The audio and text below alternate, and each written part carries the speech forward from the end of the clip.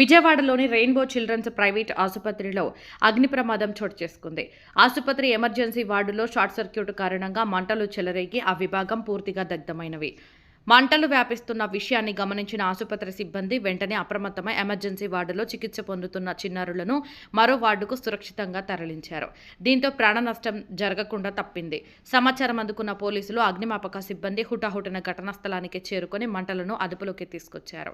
ప్రమాద సమయంలో ఆసుపత్రిలో ఏర్పాటు చేసిన ఫైర్ డిటెక్ట్ ఆటో సెన్సార్లు పనిచేయడంతో వెంటనే హెచ్చరికలు అందాయి. దీంతో సిబ్బంది వేగంగా స్పందించి పెద్ద ప్రమాదాన్ని నివారించగలిగారు. అగ్ని ప్రమాదంతో ఎమర్జెన్సీ వార్డులో వైద్య పరికరాలు, ఇతర సామాగ్రి అగ్నికి ఆహుతైనట్లు ఆసుపత్రి వర్గాలు చెబుతున్నాయి.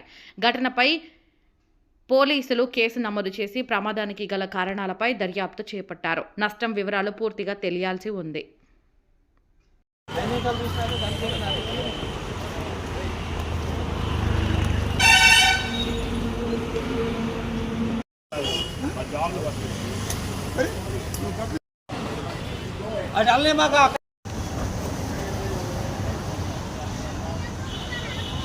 సార్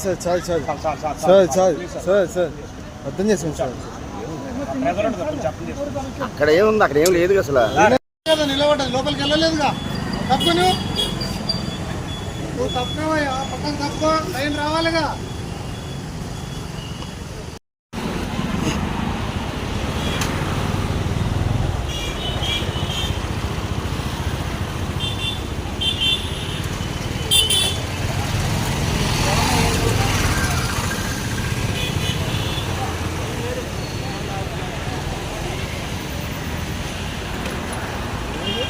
షార్ట్ సర్క్యూట్ ఎమర్జెన్సీ వార్డులో